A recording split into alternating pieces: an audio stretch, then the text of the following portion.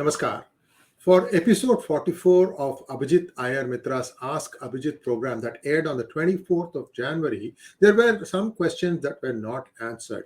This video gives you all the questions that were missed in the regular programming, and those are answered by Abhijit here.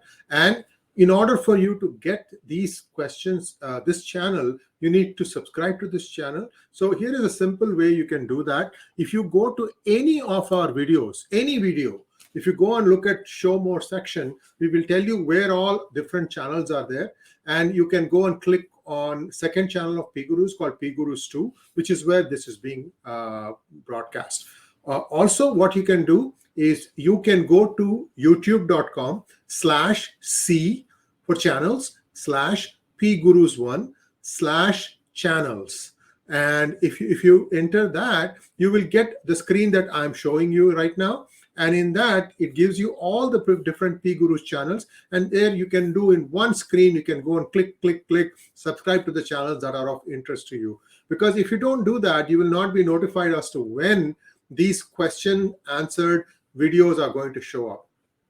We're also going to make it very easy for you to navigate through the file. We'll give you the name of the person who asked the question and probably the first 2 words or 3 words of the question itself. So it's like a chapter. You can go and easily navigate that. Please support us in this endeavor and do like, share, and subscribe to this channel. Thank you. Namaskar.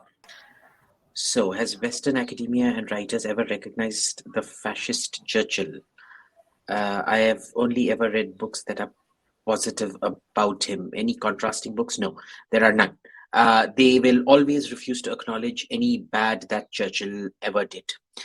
In fact, there's a whole industry to whitewash all his crimes. At most there'll be throwaway statements, one sentence, oh, he was a racist. But never any in-depth study into his genocidal tendencies. He wasn't a fascist, he was a genocidaire. There are 2 different things. Next.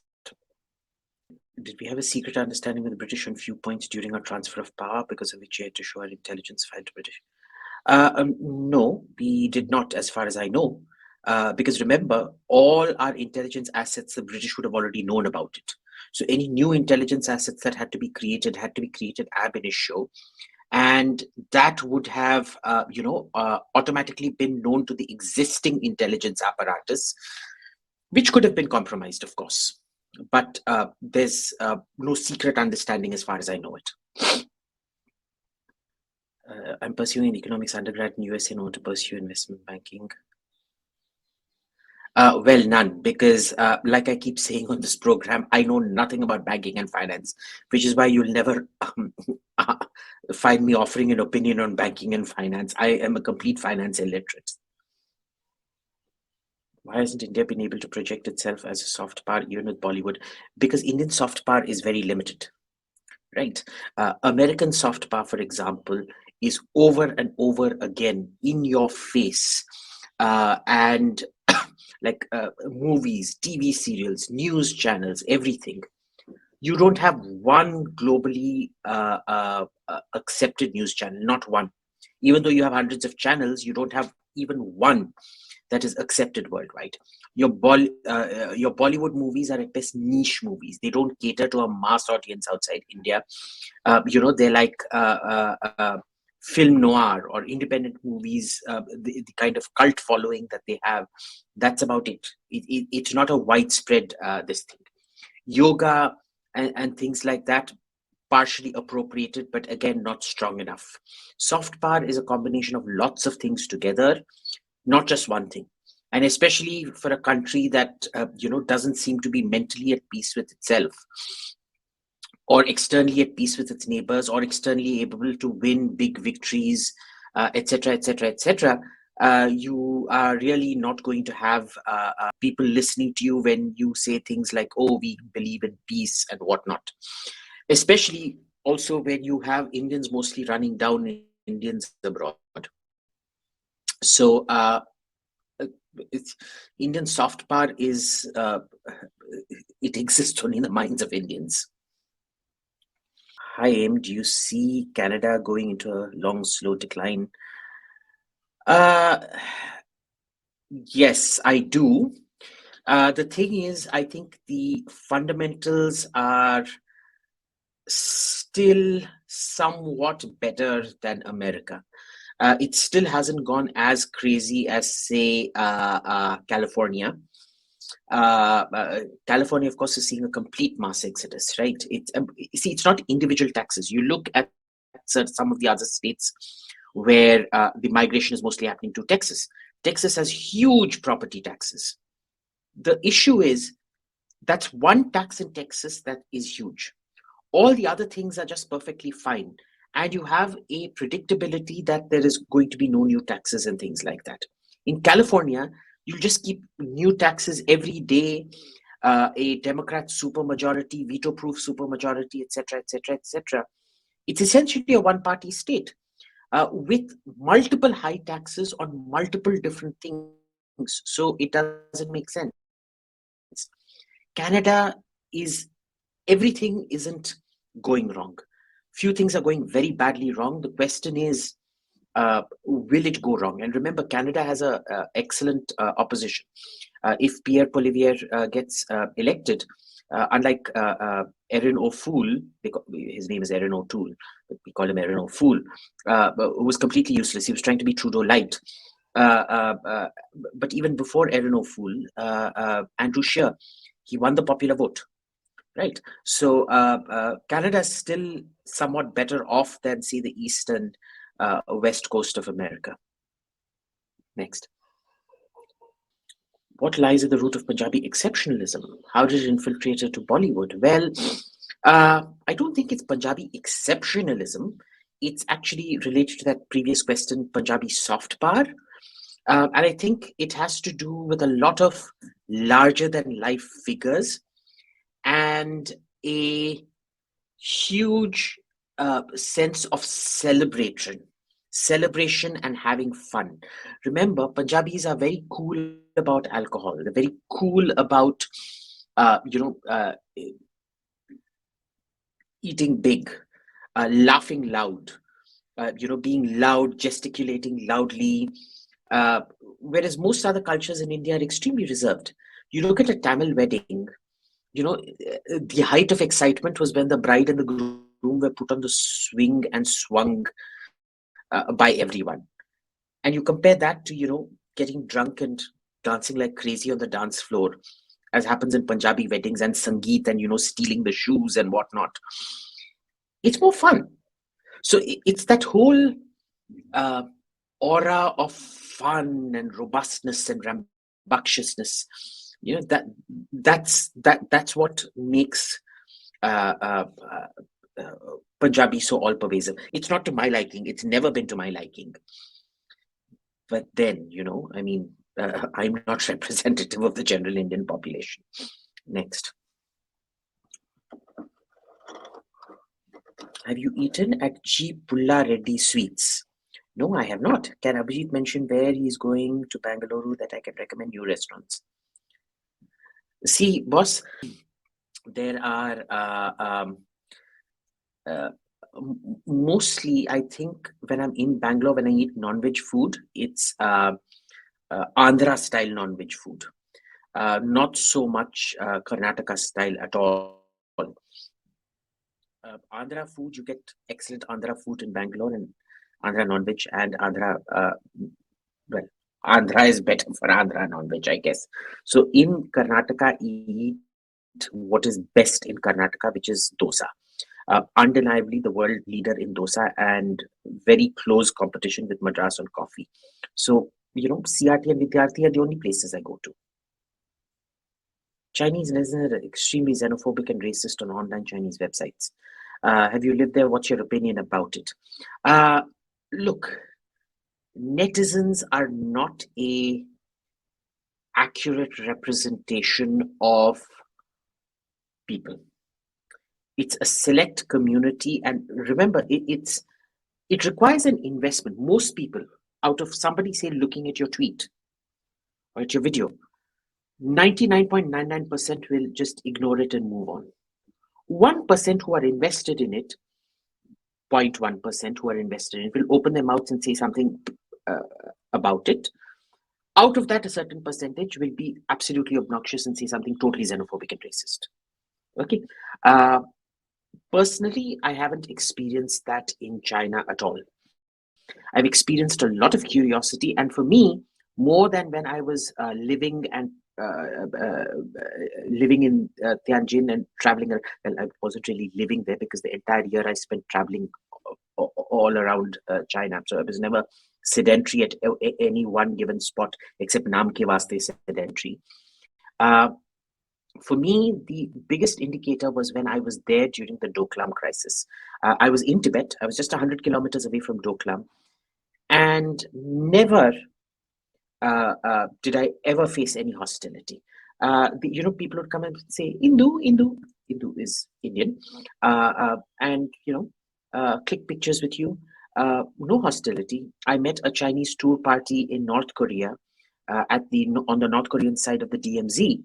And they were particularly thrilled that I was wearing a Mao Zedong hat. If you go check my North Korea pictures from the DMZ, from Panmunjom, you'll see I'm wearing a saffron kurta and a communist Mao Zedong style hat. They all wanted to take selfies with me, like, Indian guy dressing like us kind of thing. I have personally never experienced xenophobia in China at all. I have experienced it in Hong Kong. I have experienced it in Macau, but not in China. Surprise, surprise. Next. Debajyoti Thakur, how to develop the ability to analyze second and third order effects from first principles. See, it's not an ability, it's a process. Okay, it's really simple. What you do is you just write down, map it out, write it down. Ultimately, it becomes a mental process, but when you write it down, it's easier. Write down what is going to happen. Think of as many things. You will never cover all bases, so don't worry about covering all bases. Think of as many things that you think it's going to lead to, and then look at what those things are going to lead to. So it's basically first order effect, second order effect, third order effect, and it's a simple question of mapping. After you keep doing it, it becomes, it just comes to you naturally. Of course, when you write, you will map out more things. When you think, you won't be able to map out those many things. It's the normal thing between thought and speech and writing, and thought and writing. So that's fine, but that's how you get second and third order effects. Next. Sudhanshu, here, can you suggest what action the government should take to stop the tyranny of minorities without being criticized as a Hindu extremist government? What tyranny specifically? Because each tyranny has a different solution to it, a different kind of solution to it. My solution has always been ferocious laïcité, French-style militant anti-clericalism, which is why France can never get criticized. Well, there are ways. If you actually know what you're talking about, there are ways you can criticize France. The thing is, the overwhelming majority of liberal journalists are seriously dumb people. They're very good at manipulating people and very good at words, but they're not very good at understanding the situation. So the nuance of being able to criticize the French government is very, very difficult. It's out of the reach of, 100% of journalists that I've seen so far. So, because remember, the most popular journalists are the stupidest ones. The most intelligent journalists are the least popular ones, even on the left. So those nuanced critiques never make any headway. So see, I know it's counterintuitive, but if you watch some of my other podcasts, you'll see that laïcité actually helps Hindus more than the stupid dharma nirpeksh, panth nirpeksh. Next. Did India get independence because the Royal Indian Navy? No. Look, independence is always multi-causal. Okay. The three big factors was that by 1911 or 1919, I forget the statistics now, I read it somewhere, India had stopped paying its bills. Okay, India wasn't sending money back to Britain by the early 1900s. It was Britain that was sending money to India after that. So it became a financial burden, number one. Number two, World War II only exacerbated that financial burden because it crippled the British economy. Number three, it was both the INA and the Royal Indian Navy mutiny that caused a very, very serious, they were both, in operational terms, the INA was completely negligible. In operational terms, the Royal Indian Navy mutiny was completely negligible. But in mental terms, when you begin to start doubting your own troops, like say 1857, they were like, are we on the verge of another 1857? And they were freaking out because they were like, if we have another 1857 now, how do we control it? So it was all three things happening simultaneously. And the fourth, of course, was British constitutionalism itself. Because at some level, the independence movement learned to speak in terms of constitutionalism. But this was, again, a kind of secondary layer to it. The independence movement was at best a nuisance, but it wasn't the life-threatening issue that the other three issues were, which is to say the economic reversal, the World War II, and the loss of confidence in Indian troops. Next.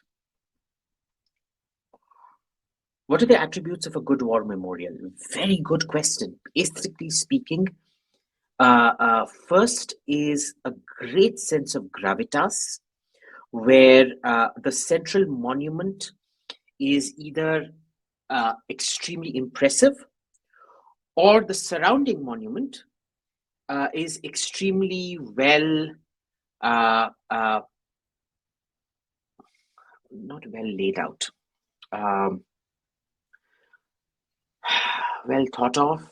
I don't know what the correct word here is, but what I want you to do is Google the National War Memorial in front of the Abraham Lincoln Memorial in DC, and I want you to Google the War Memorial in Madras, outside. It's in the Gol Chakkar near the entrance to the port. For me, the Chennai War Memorial is the smallest. It is the least impressive, but it is the most beautiful. You know why? Because it creates a garden inside where you go in and you quietly contemplate what is happening.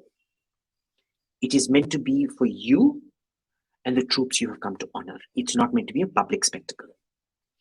The Washington War Memorial is quite similar. It works off the same principle. It is meant to be a sense of gravitas. The third one is the Arc de Triomphe. And that is sheer grandeur. It is to celebrate the fallen dead. It is to celebrate your imperial glory, everything. And that is what makes it impressive. In the case of the Indian War Memorial, my whole issue with it has been that it has been... I actually want you to go there and check out the quality of the finish. It is an insult. Okay, badly laid tiles, badly laid sandstone. The planning was just extremely shoddy. The execution was shoddy. And therein lies the problem. It fits into the Chennai War Memorial and the Washington War Memorial, except it's let down by its execution. It could have, maybe it can still become better if they actually do the execution properly or better. But it's very shoddy as of now. Next. Why the UAE, Saudi, Israel cannot defeat the ragtag Houthis in Yemen despite... Very good question. First of all, Israel is not involved in that conflict. The UAE and Saudi Arabia, now this is what I've been saying for a very long time. Remember, the weapon, the high-tech weapon only does 10% of the job. 90% of the job is the intelligence human apparatus that collects the targeting information. Right?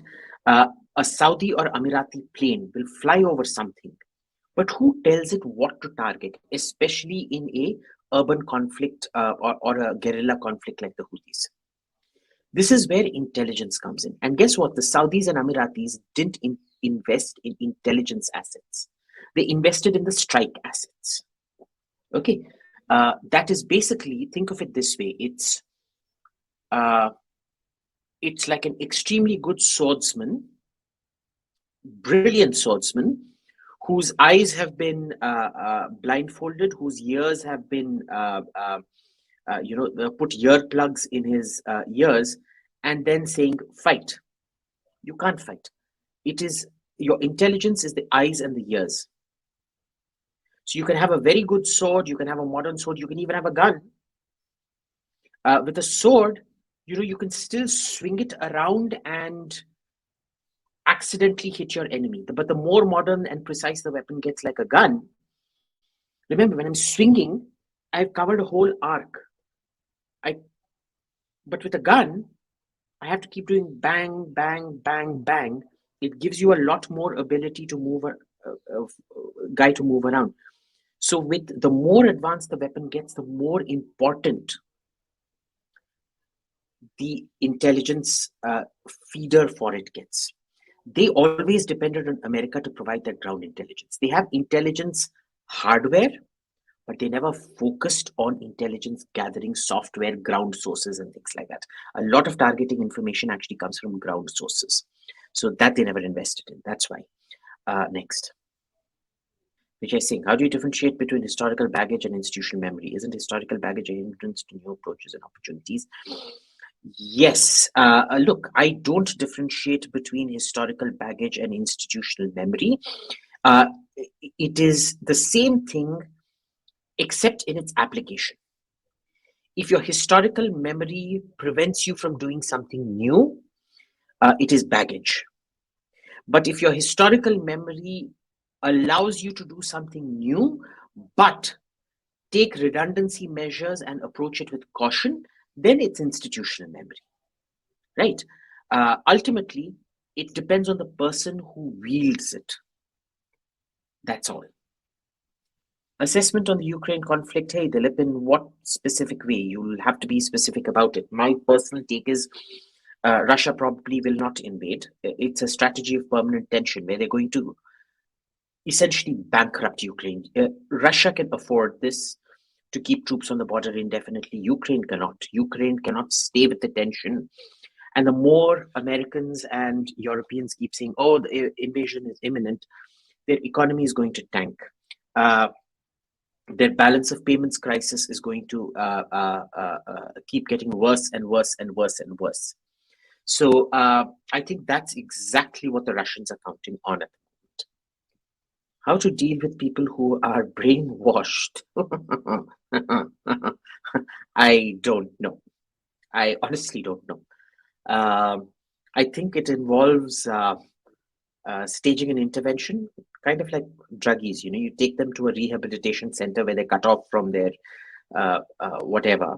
Like, I used to be a hardcore communist till I came to stay with my mom, and because my dad was a communist, and my mom, she didn't brainwash me out of it. It was more that you're just sitting and listening to alternate points of view 24/7. So there's no set method of dealing with it. Yeah. Next. Krishna Raj, you said wokeism will ruin the USA. Can you mention some single tangible policies and events that show a trend towards this? California. Previous question where we just mentioned this. California. California is exactly what happens when wokeism gets out of hand. Right? Businesses are collapsing. You can see videos every single day of how they are going around robberies and things like that, where police are simply not willing to intervene. You've seen the rail track videos where Amazon trains are going on getting robbed every single day. There is not a single day where 10, 15, 20 stores in malls in California aren't robbed. All the businesses migrating out, ridiculous numbers of businesses migrating out. That is what essentially California is going the Venezuela way. And California has rebounded previously. This time I'm not so sure it will, because there seems to be no course correction in place. Yeah. Which news channel to follow for US politics or related USA news? Fox News or CNN or some other? Definitely not CNN. What I always recommend is follow a lot of them. Don't watch TV, except maybe a few commentary shows. Well, look, I like Tucker Carlson, but the problem with him is sometimes in certain things he does have blinkers on. Nobody's going to give you 100%. Read lots. That's what I do. Even if things irritate me like CNN, I'll always land up on the CNN page and read what they're writing about something or the other, and that's it. So watch everything. Read as much as you can. There's no one single point source of information. Never do that. That's dangerous. Churchill, Hitler, Stalin, who was more genocidal? Mao. Mao was the most. First Mao, then Stalin, then Hitler, then Churchill. Which Sanskrit language of Indian subcontinent? Well, apparently, look, it's a grammatical thing. Similarity is based on grammar, not on vocabulary. But if you're asking me this off the top of my head, for me, I always judge it on vocabulary, and I'd say Bengali. More than Telugu, more than Malayalam also. And the reason for that is when I started learning Sanskrit in school and then in college, we advanced to pretty advanced Sanskrit, right? Like we were reading Kalidasa's Kumarasambhava and things like that. And I found that almost 90-95% of the words were exactly the same in Bengali. So it was very easy for me to learn Sanskrit, right? But at the same time, when I speak Telugu, so when I listen to Telugu, I find it very hard to discern the words. Malayalam, well, between Tamil and Sanskrit, you can kind of make out, but I feel that Bengali would probably be the closest. When can UAE fix the exchange rate between dirhams and dollars? Again, boss, financial policy, I don't deal with I do economics, I don't do financial policy. I avoid financial policy like the plague.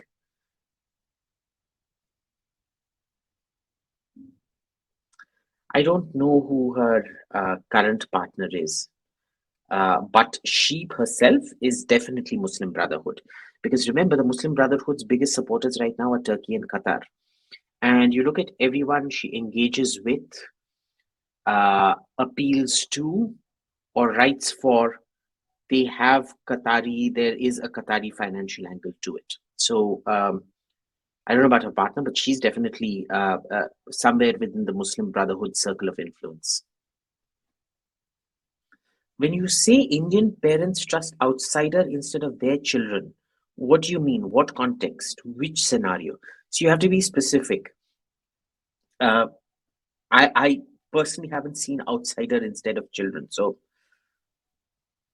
explain, please. Detailed question, please. Thanks. Yeah, look, the UAE has gone very, very far, boss.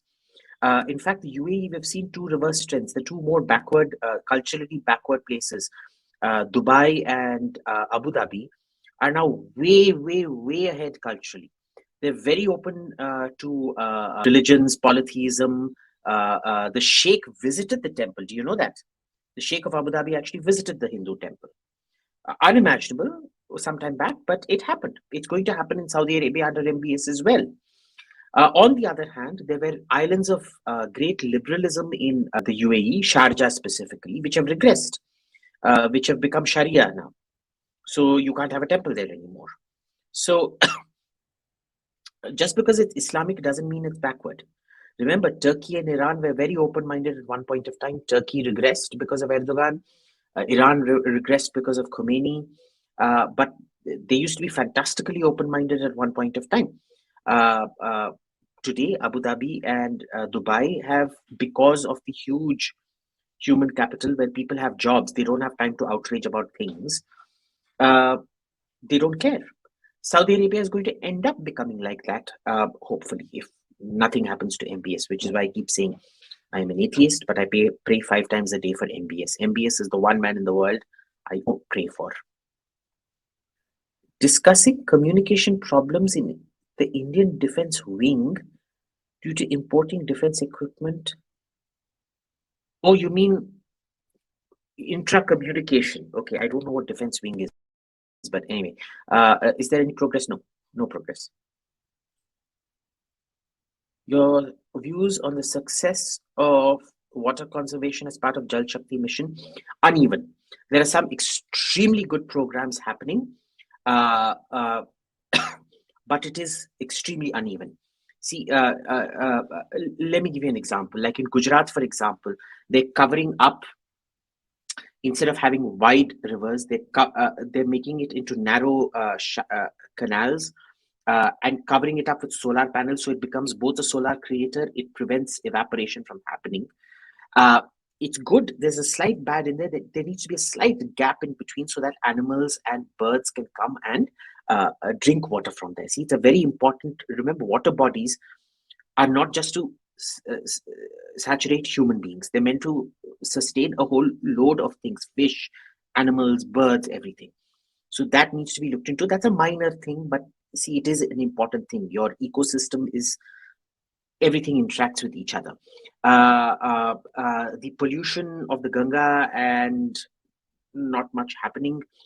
Too much water is still being wasted, plumbed water especially, because we're not increasing water prices and making water accountable.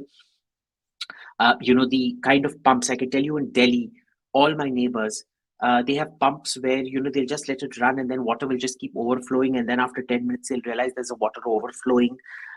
You can't have that. See, when I was growing up, there would be only one central water tank somewhere, which would send water to everybody. And because of the height, the water would flow naturally. We don't have that here. It really should be done. There are a lot of aspects to it, and especially agricultural use, it is not picking up. The kind of drip irrigation and things that we need, except for rice. I mean, rice and requires water in a sense. It's not picking up. It's not getting more efficient. So, like I said, extremely uneven. How is it that in density like Mumbai, where the metro was the need, is stuck in environmental issues? This happens in every democracy. Okay, you look at what happened with Heathrow's new runway. Why haven't they been able to expand Heathrow and make it into a coherent airport? They still can't get over it. The railway line that's meant to connect San Diego to San Francisco, well, first San Francisco to LA and then to San Diego. Why hasn't it happened? It's been on the books for how long?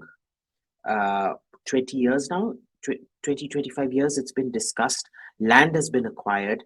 Not all the land has been acquired, etc., etc. These are problems that will happen in a democracy. There's nothing we can do about it. If you run roughshod, like China does, you will be stuck with a huge debt problem. Today, China can't recoup the costs of its trains. That train is the second biggest default collapse of the Chinese economy after real estate. Is the Warangal Kakatiya dynasty a capitalist society? Well, all dynasties, all Hindu dynasties were capitalist dynasties. Okay, they didn't accept the Maurya dynasty under Ashoka, which was a completely socialist dynasty, socialist emperor, not dynasty. The rest of them pretty much followed the Arthashastra as far as I can tell. You don't see much in terms of fiscal profligacy during any of these dynasties.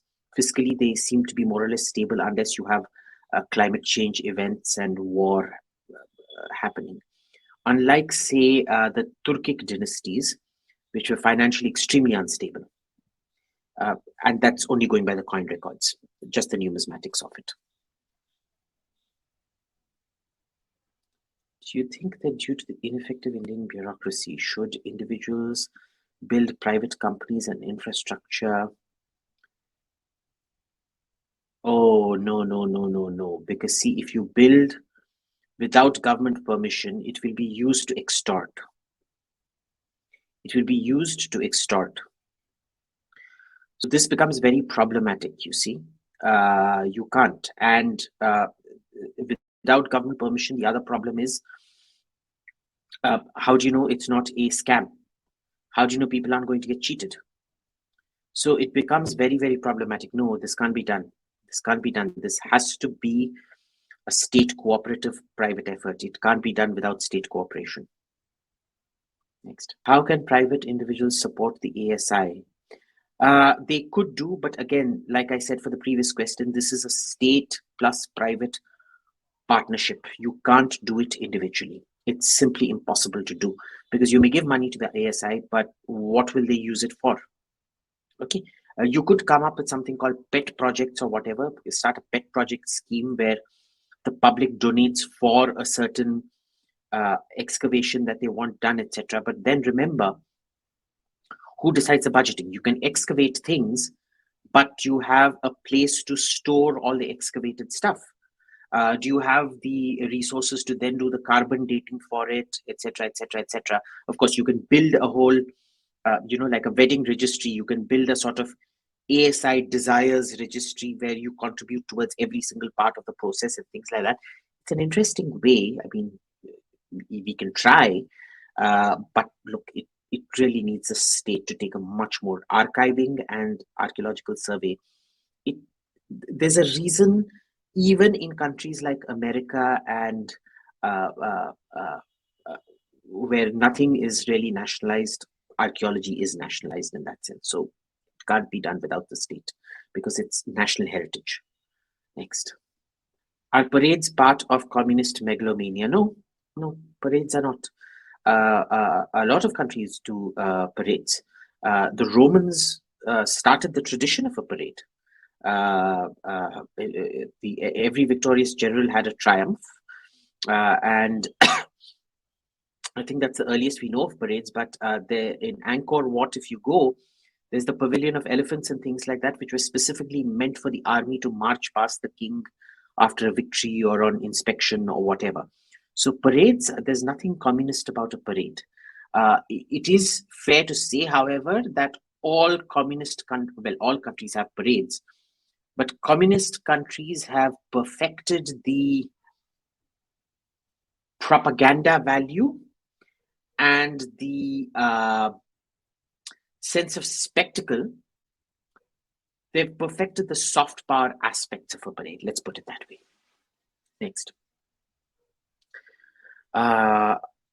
Which food recipes do you think every Indian adult ought to be proficient in? Dal. 99% of people whose houses I've been to do not know how to make dal. They make some kind of thing which they call dal, but yeah, dal. And just basically cooking vegetables and not cooking the living daylights out of them. Just any vegetable, aloo gobi ki sabzi, or just plain beans ki sabzi. People don't even know how to make a basic bhindi ki sabzi. In Tamil Nadu, I know people who will cook kuttu, which is basically vegetables with dal, kind of dry, semi-dryish, and it'll taste like crap.